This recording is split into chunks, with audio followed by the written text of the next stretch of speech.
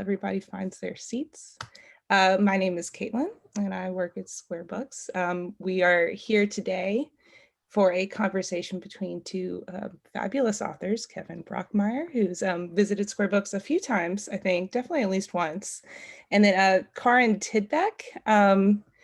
They are here for Karin's is the Memory Theater, and Kevin is here with The Ghost Variations, which is a book of very short stories. But before we jump into that conversation and the readings that they'll be giving us, I wanted to do a little bit of housekeeping and talk about some upcoming events that we have. All of these are virtual and free to attend. So next week, Tuesday, April 13th at 5:30 Central Time, we'll be hosting Rob Bowman in conversation with Scott Beretta, who I'm sure many of you know, for the Last Soul Company, the Malico Records story. Malico Records is in Jackson. It's one of the most famous gospel record companies, maybe in the world.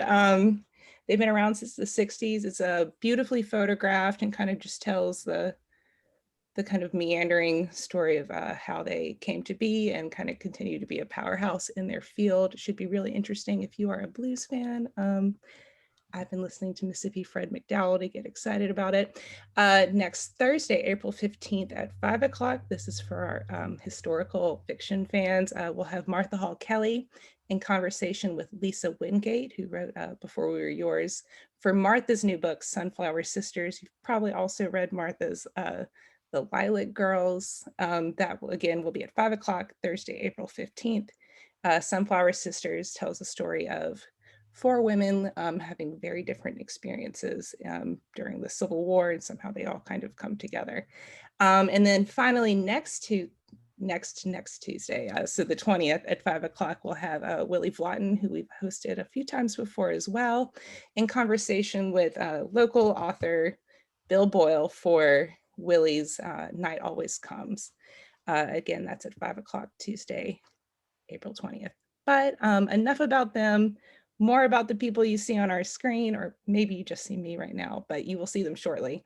So a little more about Kevin Brockmeier. He is the author of the memoir, A Few Seconds of Radiant Film Strip, the novels The Illumination, The Brief History of the Dead, and The Truth About Celia. The story collections Things That Fall from the Sky and The View from the Seventh Layer, and children's book novel Grooves, A Kind of Mystery. His work has been translated into 17 languages, and he teaches frequently at the Iowa Writers Workshop and lives in Little Rock, Arkansas, where he was raised. And of course, he's most recently the author of The Ghost Variations.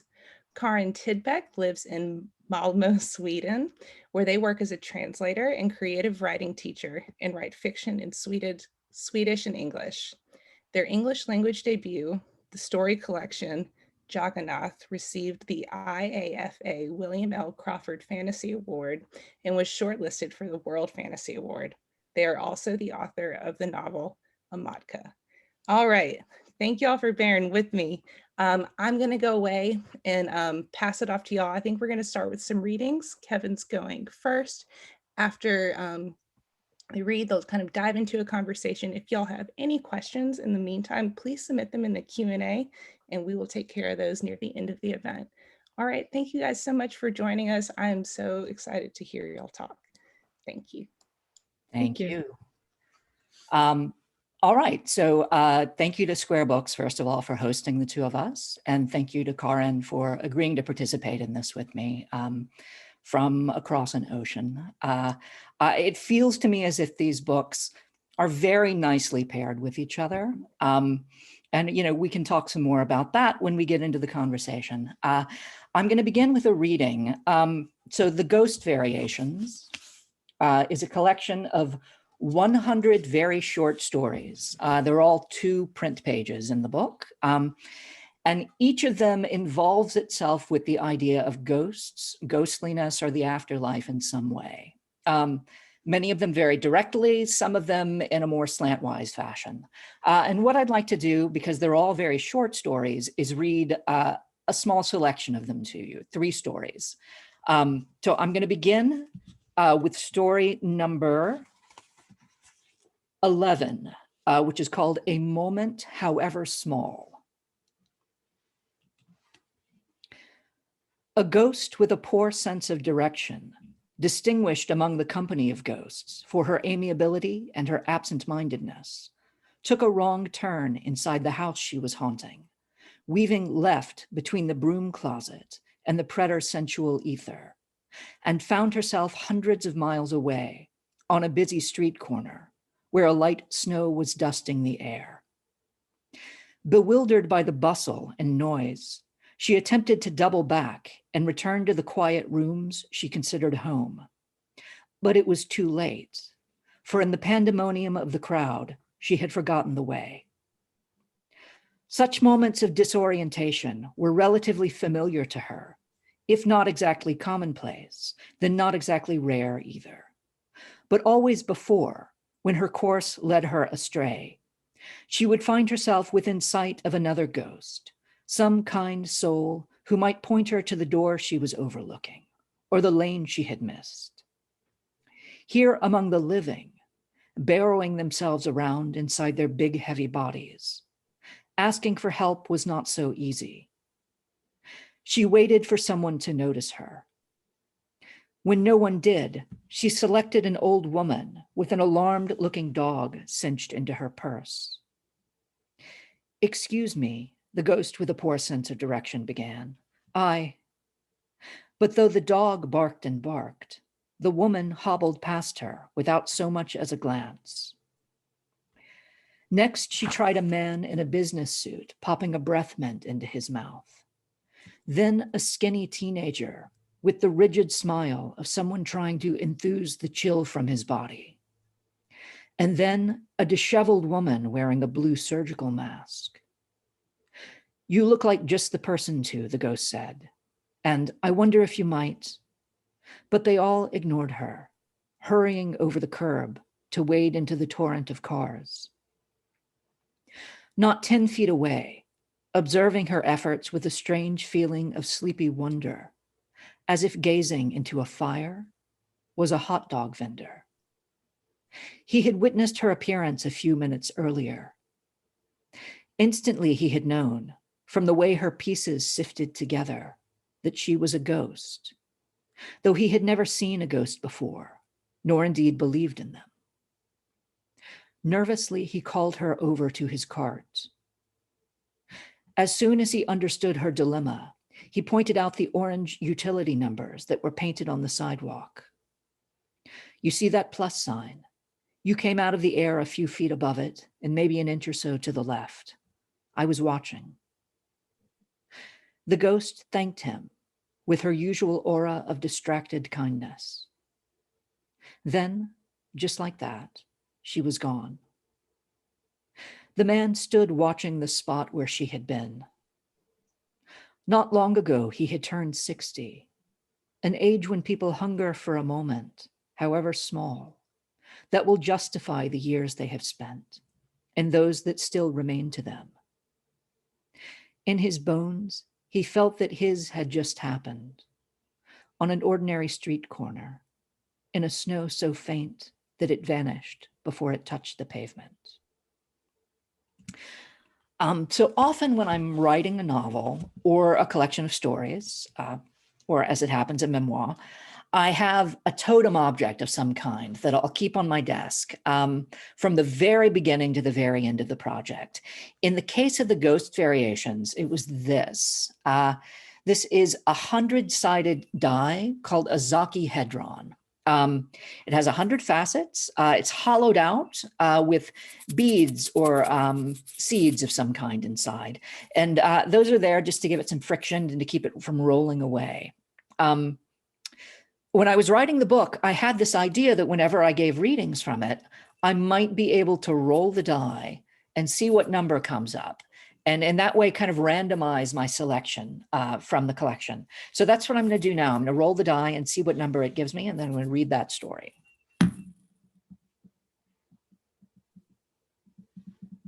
Okay. All right. This is number 17. It's called Bees. It's a story I've never read before. They are not, strictly speaking, bees. They are bee-shaped, velvety round blurs with a pin at one end. They are bee-sized, as big as a thumb from the tip to the knuckle. And they move like bees, bobbing, darting, looping, and swerving in a dizzy, vacillating dance. But though it is tempting to think of them as bees, they are not bees. They have no wings, for instance, no venom. They fly silently, without buzzing. And while they toil, as bees do, working over one might call their fields, it is neither pollen they gather, nor nectar. One additional difference, which should not be overlooked. Though they exert themselves like bees, and though they luxuriate like bees, they are not, like bees, alive.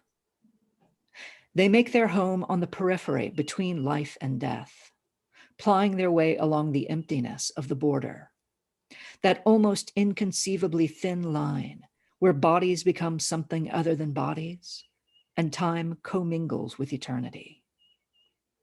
There the bees assemble their hives, great lobes of interjoining cells that shake and pulse with their activity. In chains and waves, the bees depart from the hives and return.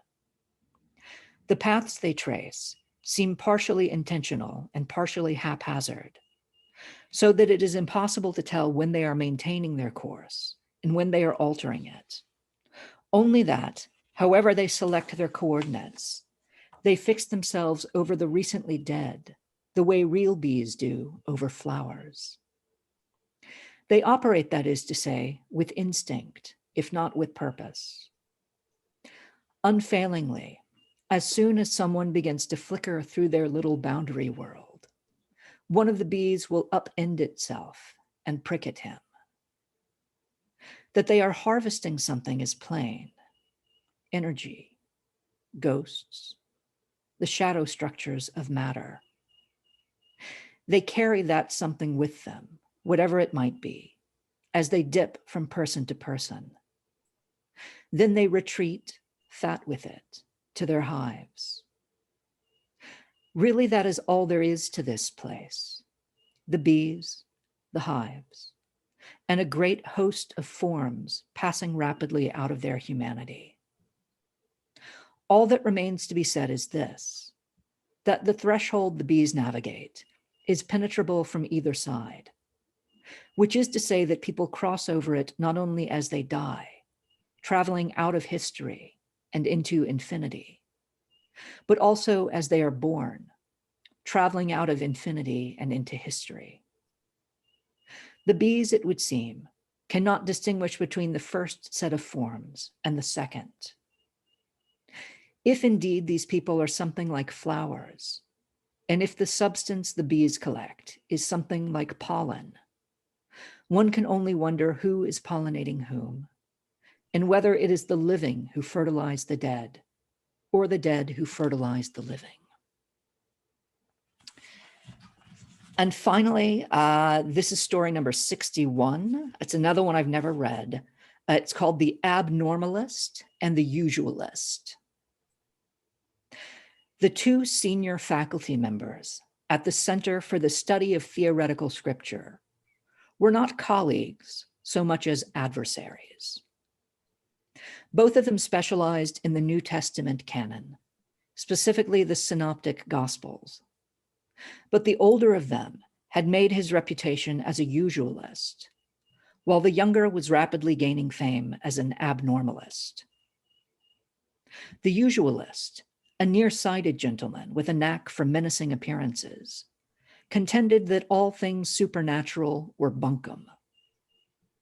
As such, he had devoted his career to ridding the scriptures of their miracles and wonders, their exorcisms, resurrections, and transfigurations, each and every hint of the hereafter or the divine. Such appeals to the otherworldly were, he maintained, relics of a simpler and more credulous age, and therefore had to go. The abnormalist, a red-faced fellow with the habit of swinging around corners as though his fingers were the hinge and his body the door, insisted that the very purpose of Scripture was to reveal the numinous within the everyday. He had made it his mission, therefore, to purge the Gospels of all their laws, genealogies, and denunciations, together with their baptisms and benedictions, their dusty roadside lectures, their ordinary suppers.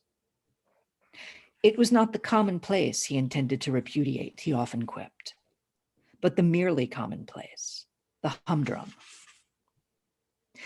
Both of the senior faculty members at the Center for the Study of Theoretical Scripture sifted through the Gospels fastidiously, verse by verse, the one panning for the gold of the demonstrable, the other for the gold of the ineffable.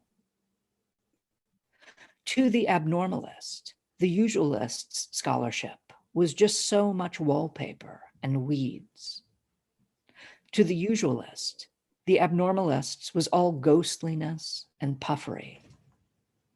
Each of them had proclaimed as much publicly many times. These days, when they met each other in the corridors of the Center for the Study of Theoretical Scripture, they no longer bothered to exchange hellos. Yet one afternoon, as was bound to happen, the usualist strode squinting into the copy room, just as the abnormalist came pivoting out. The two of them collided, keeling over in an eruption of books and papers. "Must this office always be your personal playground?" the usualist snapped.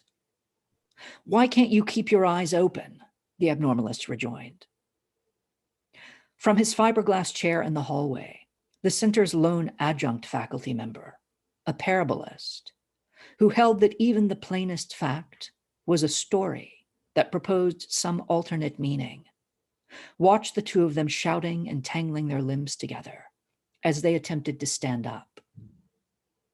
Inwardly, he grinned, reflecting how, despite the inexhaustible quarrels of matter and spirit, life was harmonious and sweet, and the world something magnificent. So that's roughly 3% of the 100 stories in the Ghost Variations. And I'm going to turn it over now to Karin for a reading of their own. Okay. Thank you, Kevin. And thank you so much for the invitation. And thank you to Square Books for having me. I'm thrilled to be here. So I wrote a book, The Memory Theatre. I have it here. And I'm going to read a passage from the beginning of the book. I was thinking I might read something a bit further on, but there be spoilers. So, and I don't want to expose people who haven't read it to those. So here goes. Hidden behind an oak at the edge of the game lawn, Dora watched them play. She kept her veil drawn over her face. The pale lords and ladies loitered on the grass, leaning on croquet clubs and each other. Lady Matinee watched from the seat on the podium, eyes shadowed under her wreath, her skirt spread out like a willow tree. Walpurgis lay on the grass at her feet, propped up on his elbow. The left half of his white coat was spattered with something sticky looking. Next to him, the twins Cymbeline and Virgilia embraced on their divan. Cymbeline's crinoline was covered in chestnut leaves. Virgilia's dress was woven out of peacock feathers. At the edge of the lawn, Augusta's sister Euterpe was already drunk, rolling around in the grass, dressed only in a thin shift. Hyssop, Virgilia's page boy, stood at attention nearby, holding a tray of drinks and sweetmeats. Like the other servants, he was good at not moving. Moving drew attention. In the center of the lawn, surrounded by little arches stuck into the ground, the Lady Augusta stared at the striped ball by her feet. She looked formidable in her brilliant blue coat and knee pants. Her mahogany hair was freshly curled, her face a work of art. Thistle stood at her elbow, hands clasped behind his back, eyes wandering over the lawn. He looked into the trees and briefly met Dora's gaze. His eyes widened a fraction, and he shook his head almost imperceptibly. Augusta swung her club. The ball flew in a high arc and hit Hyssop. He dropped his tray and clutched his arm with a groan. The crowd on the lawn burst into cheers and applause. Matinee smiled and nodded from her podium. When Hyssop straightened, Virgilia got up from the divan and slapped him. She pointed at the mess. Hyssop immediately kneeled to pick it up, his left arm shaking. Dora watched as the game progressed. She had never understood the rules, but everyone broke into applause when the players hit the servants. Augusta swung her club with flair. Thistle had to duck several times to avoid getting smacked. He fetched drinks when asked to, and mopped the sweat from Augusta's brow with a small handkerchief. Dora almost ran out across the lawn when Lord Tempestus landed his ball in the face of Euterpe's little page, Calla, but she knew she mustn't. It would make things worse. Calla bled all over her doublet and spat something into her hand. At cake break, they punished Hyssop for dropping the tray. Virgilia took his jacket and shirt off. 2 flower stems reached up along Hyssop's shoulder blades, and more of them meandered down his arms. Each servant had their special art, carved into them with teeth and nails. Hyssop, Calla, Vetch, Foxglove, others, and Thistle. Walpurgis and Cymbeline took each of Hyssop's arms. Virgilia sank one of her long fingernails into a page's right shoulder. Dora forced herself to watch. Hyssop deserved her bearing witness, at least. She had barged in once to defend the page. The lords and ladies had reacted quickly. They wouldn't strike her like they would a servant. Instead, they had immobilized her with their words, but not before Dora had knocked Cymbeline to the ground and made her cry. And for Dora's rebellion, they had hurt Thistle. Eventually, Virgilia stepped back and licked at her bloodied hand. Dora lost sight of Hyssop as the other nobles crowded in to inspect Virgilia's work and mumble their appreciation. His pattern is done, Walpurgis announced above the murmur. A hunt, Virgilia shouted. I call for a hunt. Excellent, Mnemosyne said from her throne. We shall have a hunt when this game is complete. Come here, little Hyssop, and sit at my feet. Hyssop shambled over to the dais and sank down on his knees. Dora could see his face now, twisted and tearful. He knew what awaited him. So did Dora, and there was nothing she could do. Hyssop was all grown up, and his flower was finished, and so he must die. Thank you. All right. Thank you. So maybe I can launch our conversation with a question for you. Sure, go ahead. So I found this such an absorbing book. And I wanted to begin maybe by asking you a question about the approach you took to fantasy in the Memory Theater. It seems to me that there are kinds of fantasy that serve as ornamentation, sort of ornamentation on the real world. And then there's the kind of fantasy that seems to be observing something that exists in some deeper layer of reality. This felt to me like fantasy of the latter kind. It was very easy for me to believe when I was reading this book that I was reading a work of realism that was just in tune with something that most people who believe they are observing the world realistically are not in tune with. To sort of couch that in a question, I wondered as I was reading the book, how much of the material in it is in conversation with some existing body of legend, and how much of it is your own pure invention? So that's a difficult and interesting question, because how do you tell when something you write is in conversation with something else? It's like everything we do is in conversation with something else, really, if you go down to that level. But I don't really pay attention to genre when I write. I like to call myself a genre slut. So I write a story and I tell the story that sort of pops up in my head, and it ends up with the genre markers it has, usually by accident. But when I wrote the memory theater, what I did think about a lot was the fairy tales that I was brought up with. And I think it comes back in the way that some entities in this book, the way they relate to reality, the way they relate to morals, ethics, patterns of thought, the way they relate to humans. And I've been curious about that mode of thinking for a while. So I sort of wanted to explore that. But also, but on a basic level, I think everything we do is in conversation with everything else. I don't know if that's a cop-out or whatever it is, but it's difficult. It's the only way I can think of to answer that question. Okay. What do you think? Whether everything we do is, well, I'm always aware that whatever I'm writing is in conversation with other books. And, it's often that's a leaping off point for me. I want to write a book that speaks to this specific other set of books that I admire or find interesting or even aggravating sometimes.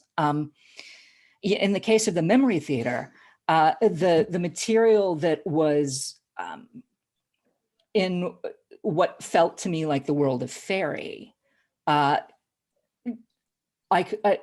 it was easy for me to associate it with other stories I've read that are kind of set in that world, but it ventures far afield from that world into kind of other territories. And maybe because the opening pages were grounded in a fantastic world that seemed a little more familiar to me from other books, when I began journeying into these other places with you, like they seemed just as rooted in legend to me as the opening pages did. And yet I was aware that no, probably this is pure invention on the part of Karin's part. It's I sort of put pride in the fact that I do write sort of realistic fantasy, or not realist, but realistic. I sort of work out of the philosophy that the weirder something is that you're trying to make your reader believe, the easier you will have to make it for them to come into the illusion. So if I can make the really weird stuff seem natural, then the reader will just go along and hopefully believe in things just as much as I do. And I think this is really interesting because your work, I find, is very sort of grounded as well, and sort of low key and very matter of fact. That was something I thought about when I read your stories. I listened to them actually. Is that all of them very sort of,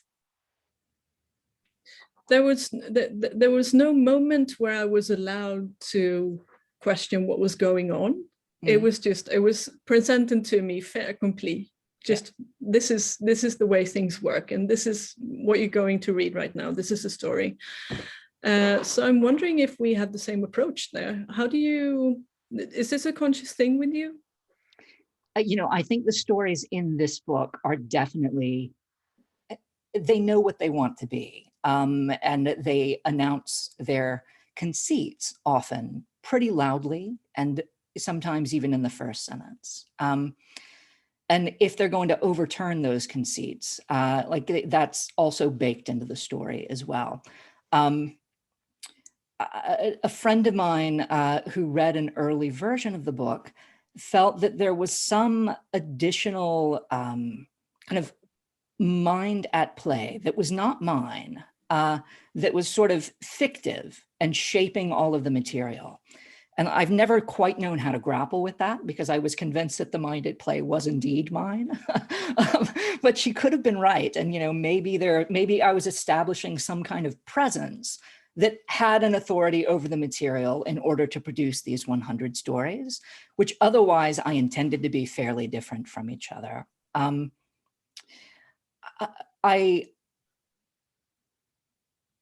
There's fantasy I like that I think of as sink or swim fantasy, where you're just tossed in, and eventually the hope is that you'll understand how the rules of this environment differ from your own world. And then there's fantasy that kind of ushers you into itself very carefully. And I would guess that the stories in this book were mostly fantasies of the latter kind. I say fantasies, even though a handful of the stories are probably kind of only vaguely in conversation with ghosts and much more realistic. But most of the book, I think, could broadly be categorized as fantasy. Yeah, some of them sort of wear a science fiction jumpsuit as well, That's which I true as well. appreciated. Yeah. Yeah. There's some aliens and UFOs and matter transporters and things like that. Oh, yeah. Yeah. So, but it sounds like, and I think maybe we have something in common here, is that it sounds like you sort of submitted to the process. Am I right? That is right. And that's always the case for me. I've got, I begin with what I call a conceit, just an idea that intrigues me. And in the case of this book, I began with 100 of them, like bit by bit. And then I just hand myself over as best I can to that conceit. Now, because these stories were so short, sometimes I was capable of working through the ramifications of the whole thing in my mind before I even sat down to work. But that's almost never the case. And usually I'm just launching into something in the faith that if I concentrate hard enough and if I write sentences that seem true enough, the entire narrative will kind of bend into some ideal version of itself by the time I reach the end. Sort of chasing the shadows on Plato's cave wall. Yeah, I've been thinking about that metaphor recently. Yeah. Let me ask you, as somebody who writes in both English and Swedish, and as somebody who has translated their work from the Swedish into the English, I was curious, I might struggle to figure out like how to phrase this question, but like what I'm curious about is not just the difference between writing in these two languages, but the difference between a final product that began in the English and one that began in the Swedish and that you have translated into the English. Are those going to look identical at the end? Or are you aiming for something else with the translation into English than you would be with a story that originated in the English? Good question. I think by now I work with stories for so long that the processes are fairly identical. I like to say that when I started out writing in English and translating in English, it was like typing with mittens on, because there's no instinctual connection between me and English. I had to work for it. And these days, it's more like writing with surgical gloves on. So I can do it fairly well, but it's still a second language. Mm-hmm. So I think when I translated a Matka, for example, I took the chance to refine some of the language, but we did give it a workover as well, me and Tim O'Connell, who's my editor at Pantheon, and he saw what I was trying to do, and he had some great ideas on how to make the structure of the book even better. So it underwent some changes in the process as well. But I think when it comes to Swedish and English, what both processes have in common is that the first draft or the first notes look absolutely nothing like the end product. So it's an extremely organic process, and I never know where it's going to end up. Tim, for what it's worth, is like one of those editors whose entire list I know I'm going to enjoy. Like if he's behind a book, then I want to read it. He is such a wonderful editor. And it was the same thing with the Memory Theatre. I sent him this, which I now know was a hot mess. And he just took it and said that, I see what you're trying to do. Let's bring it out into the world and make it the best story it can be.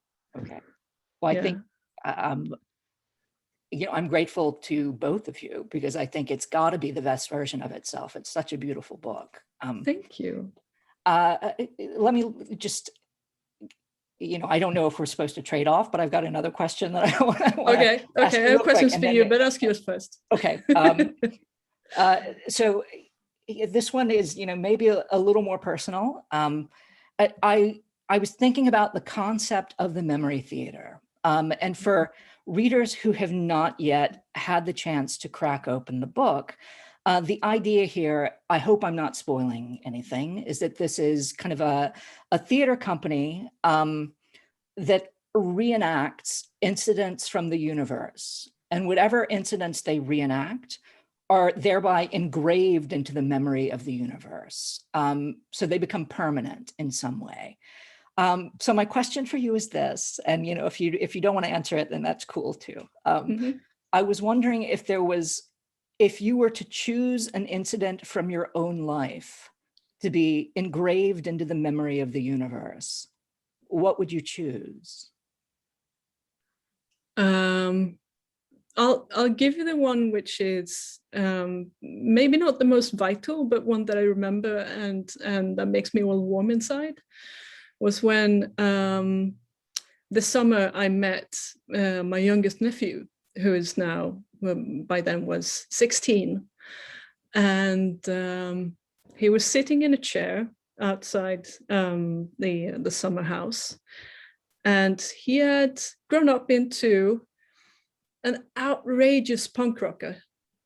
And that vision of him sitting with, the wilting mohawk and the black leather jacket with band names he had painted on in Tidbecks, and huge Dr. Martens, and with shoelaces that would have been a crime back when I was with the punk rockers. So we had to have a conversation about that. For some reason, that memory is one I would like to be ingrained in the universe. Just seeing that the kids are all right. Yeah. So I want to ask you stuff back. Okay. Yeah. I was staggered by the scope of your project, because you managed to put together 100 stories, each, in their own miniature universe. Really, there are entire lives that take place inside each story, and we get a glimpse of them. So I'm wondering, how did you do it? But that's such a huge open question. But where did it start? When did you see that this was going to be a project? Did you have that idea from the outset, or did you end up there? I knew from the very beginning the kind of book it was going to be. The initial conceit was simply to write a book of 100 very short stories, all of them roughly the same length. I had been reading a lot of flash fiction, and finding myself invigorated by it as a reader, but I had never attempted to write it myself. Very soon after that, before I had written so much as a story, when I was concentrating on the ideas that I thought might suit the form, it occurred to me that ghosts might make a good organizing principle for the book. So I had not written so much as a word when I had those two features in play, that it was going to be 100 stories and that they were all somehow going to be about ghosts. I thought that it would be, I wanted the book basically to be an act of play, which is not to say frivolous, but I wanted to set out after enjoyment and let the meaning come second. My idea was that the enjoyment would generate the meaning, and that this should be the kind of book that allowed for that. I thought that because it was going to be dedicated to enjoyment, that I would be able to produce it pretty swiftly. I always think this, I'm always wrong. I was wrong about this book as well. So it took me a long time. There were specific stories that I came up with, almost in whole. But there were others that took a long time to figure out. When I was midway through the writing process and felt kind of desperate for new ideas, at one point I took all of the stories from my first two collections, which add up, I think, to 24 stories total. I think that's right. And kind of wrote down the titles of all of those stories at the tops of 24 blank pages, and allowed those titles just to generate ghost stories of one kind or another. Some of them related intimately to the original stories, some of them just kind of riffing on the titles in one way or another. I wrote the book out of sequence, you know, and we didn't devise the final sequence for the material until after it had been finished, and I gave it to my editor. Initially, it was just a sequence of 100 stories with numbers and no titles and no subdivisions. And my editor, Edward Kastenmeier, who's worked closely with Tim for a long time, felt that the book would be more readable if all of the stories had titles, first of all, and second, if we subdivided it into various sections. So part of our work as an editor and an author was kind of achieving that. There's a concordance of themes at the very end of the book. And I haven't had the chance to listen to the audio version. I wonder like whether that's there, and if so, like how it's handled. It seems to me as if it would be a very unusual thing to listen to. But if you turn to the back of the book and take a look at that concordance, it offers up something on the order of 80 or 90 different themes by which you could, if you chose, organize the material. And that came very late in the process as well, although when I wrote those down, it became obvious to me that I was orienting the entire book around a set of obsessions that were very intimate to me. And, you know, I didn't even realize necessarily that I was employing. It was, the concordance was super interesting to listen to because it's 51 minutes long. I had to check, and it gets sort of hypnotizing. It gets very hypnotizing and meditative to listen to. And after a while, you just, I don't know where I am, what's going on. It's still happening. Can I ask you another quick question about my book, about the audio version of my book? Oh, sure. Are all of the 100 stories a distinct sort of audio file, basically? Are there 100 tracks representing each of the 100 stories? Yes. Okay. Yes, they're divided as separate chapters. Okay. Yeah. And it works really well. Good, thank you. Yeah. So you write out of sequence, so do I. How do you, so how long was the process from beginning to end? You said you had no idea how long it was going to take. Well, you thought it was going to be quick, but it wasn't. That's right. I thought it was going to be quick. I had a lot of ideas, although it turns out not 100 at the beginning. Like eventually I did have slightly more than 100 because there were some stories I didn't like, and I kind of deleted them and replaced them. So I began writing the book I might even be able to date it exactly. It would have been March of 2014 when I wrote the first story. And I don't think I had a finished draft until maybe July of 2018. So it was a little more than 4 years. Now, I interrupted myself twice to spend a semester teaching and didn't get any writing done while I was teaching. But it was still a very long process for me. You know, it straddled the Obama and Trump administrations, which felt like very different eras to be creating in. And like there were times when I was in the middle of it, when it felt like 100 stories was an endless number. And yet the book feels to me, I don't know, like it feels to me like it ought to be a pretty quick read. But I've spoken to a lot of people who say that it isn't, that really you want to read one story and kind of think about it and set it aside before you move on to the next. Yeah. It's sort of like eating pralines. You can't just toss them in your mouth all at the same time. Well, this was very close to my metaphor because when I was writing it, I was thinking of it as like eating a bag of chips. where you can very much toss them all into your mouth at the same time. But it's not, it's pralines, as it turns out. Yep. So with the memory theater, you say that you did not write it sequentially. Did you begin with the opening chapter or in some other place? Well, it's that's a story. I'm going to warn you because I see that we have Q&A stuff. So I'm going to answer that, and then I'm going to read us some Q&A thingies. So with the memory theater, it started out with several different short stories. One about the protagonist, Augusta Prima. One about some of the creatures that live in the gardens where the book starts out. And then one about the memory theater. And so I sort of, it's a Franken novel because I wrote short sequences of prose that were all over the place. And then I realized that there was a pattern, there was a feel that unified them somehow. So I started sort of piecing them together and basically making a huge quilt. And I think the process was from beginning to end about 6 years.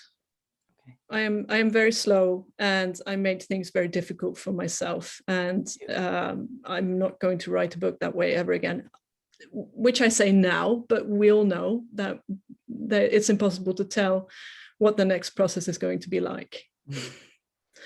So do you want some cues? Yeah, of course. All right. Let's see. We have a question for both of us. I can ask you, do you prefer to write novels or short stories? And the additional question was, how long did it take you to write this book? Yes, so the latter question I just answered for you. Yeah. These questions are from Sally Goss, who is my mom. Thank you for attending, Mom.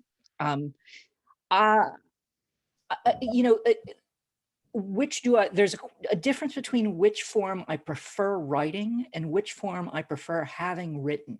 And it's very satisfying to have written a novel, but it's psychologically daunting, at least for me, to feel that I'm in the middle of something that's going to take such a long time. Psychologically, I prefer knowing that I am writing a short story. Just feeling that there's kind of a shapeliness to it that makes sense to me, and that I'll be capable of producing. Yeah, so I think the same question was also for you, Karin. Yeah, I have accidentally written 2 novels. And I see myself as a short story author. It's the way I think. And I really enjoy writing short stories, but it's happened a couple of times now that I just get carried away. I write more and more stuff, usually sort of just short bits of prose. And I realize that, no, this is a novel.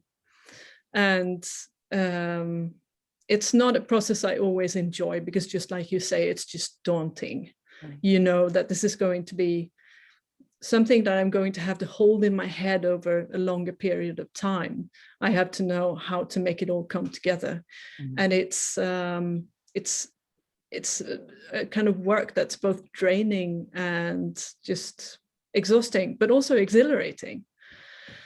So short stories, I can sort of do and have fun with. Novels are this big, serious undertaking that I don't really do by choice. I don't set out to write a novel. I set out to write a story, and it's going to be the length it needs to be.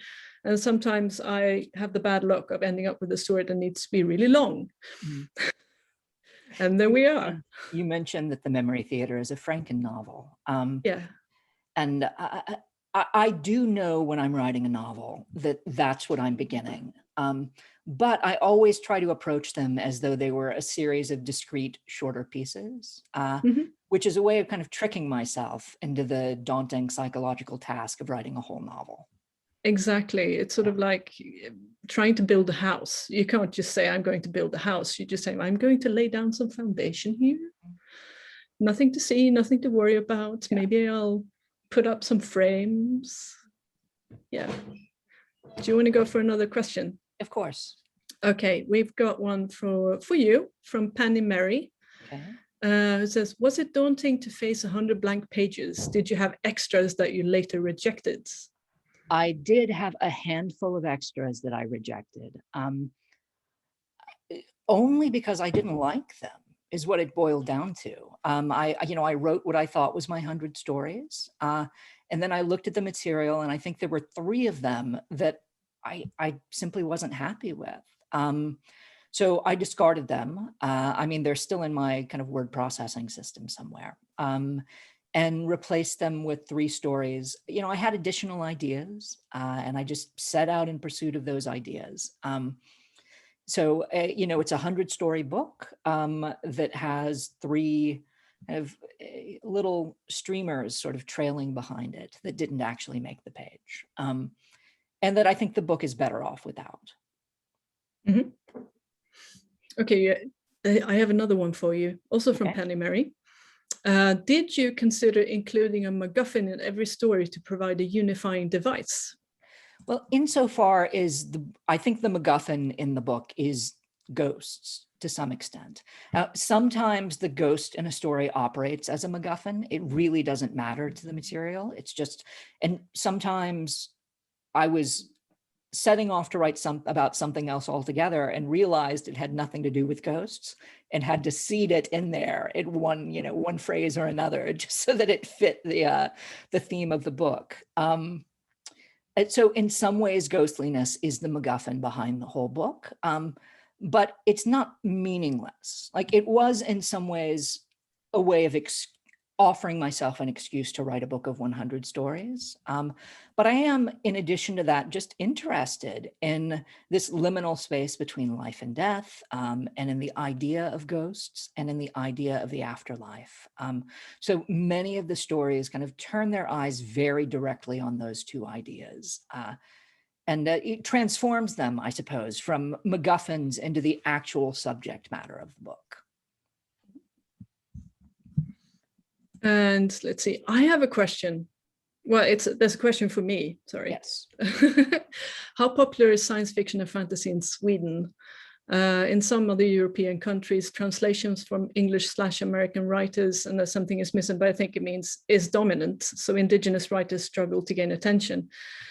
And well, the situation is like in many other European countries, which is that science fiction and fantasy are not serious literature. It's written for children or young adults, and it's read by children and young adults. And it's not really something that serious adults deal with. Serious literature is social realism. So as soon as something weird happens, you're on thin ice. And when I started writing, because I've never written a social realist story in my life. I've always written fantastic fiction of some sort. And I published 2 books in Swedish, and they both just absolutely nothing happened, and they didn't sell. And I refused to believe that this was because my literature was lacking. I just decided to translate everything into English out of pure rage, I wanted to get readers. I wanted someone to read my stuff. And the same stuff that flopped in Swedish won awards in the US and was nominated for awards in Great Britain. So it's a difficult situation. There is a flourishing indie scene, but science fiction and fantasy and horror are sort of not really accepted as real or serious or heavyweight. I could go on about this for hours, so I have a grudge. Let me ask you a quick inside baseball question. Yeah. If I'm right, your first English language book publication was through Jeff and Ann Vandermeer's tiny press, Cheeky Frog. Yeah. And I was wondering, did they find you or did you find them? Like, how did that come about? They found me. I went to Clarion Clarion Science Fiction and Fantasy Writers Workshop in San Diego in 2010, and Anne and Jeff were 2 of the instructors. So they read some of my stuff, and I was privately complaining to Jeff that I had a short story collection coming out in Swedish and absolutely nothing was happening. So he told me that you should probably translate those into English and I can have a look at them. And that's how they ended up publishing Jagannath. Okay. Yeah. We've got another one. We're running fairly short on time, but this is from Connor. A question for both of us. Which parts, chapter, passage, story, etc. of your books are you the most proud of? What are you the most excited for readers to read?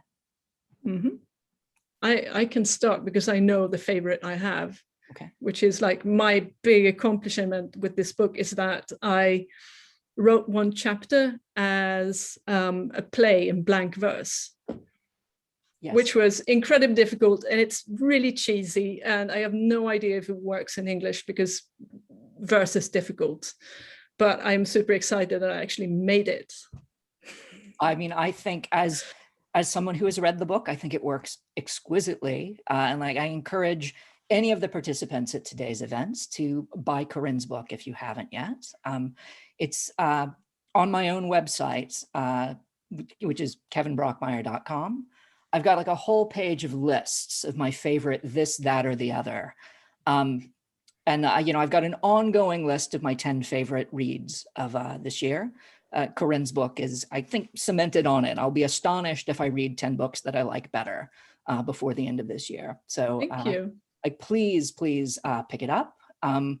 Let me real quick answer Connor's question for both of us before Caitlin speaks back up. So a couple of my favorite stories in the book. There's one that I like very much called Knees, which feels to me as if it is, although none of the material is actually autobiographical, it's in dialogue with kind of a period in my life and a set of relationships that were meaningful to me and which kind of carry a great deal of sentiment.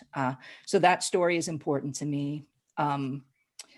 There's one called Elephants that I'm really proud of in the book.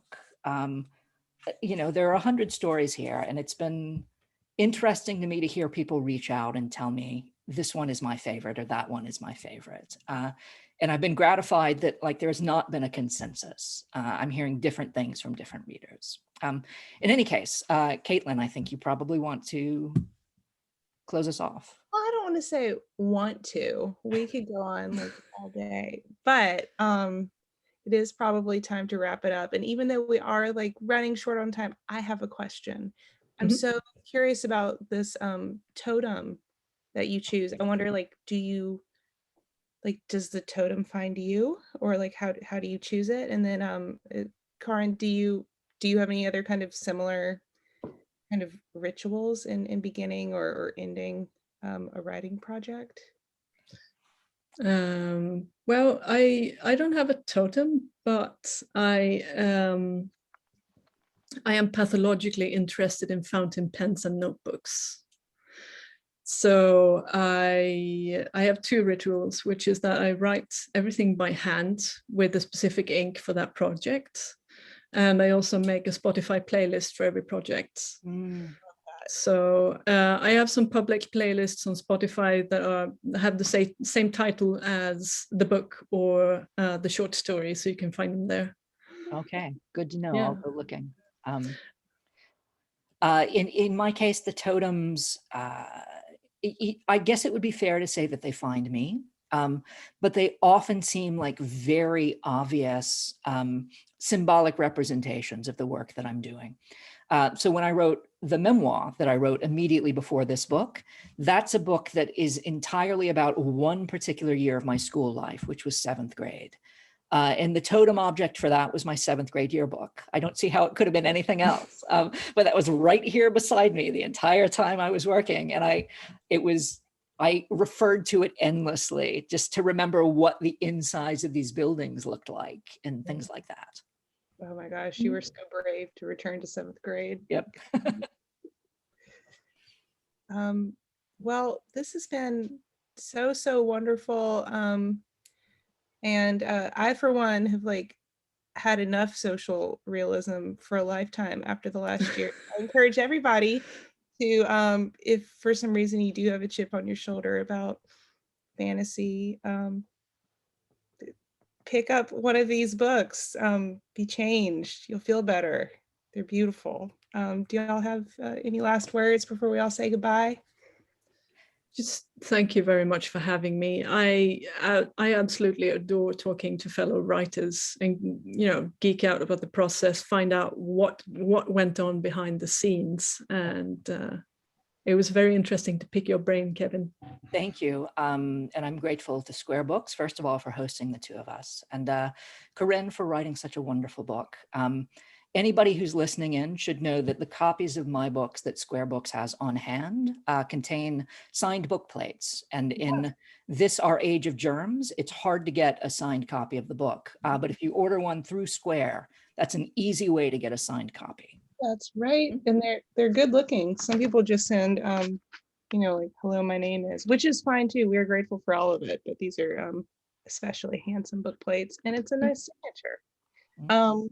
We don't have book plates for the Memory Theater, but every other word is just the same and just as wonderful. I encourage you to pick that one up too. And I put links to purchase both through Square Books in the chat. Y'all can also give us a call. Thank y'all so much, everybody. Thank you. Thank you. Bye. Saturday. All right. See y'all. Bye-bye. Bye.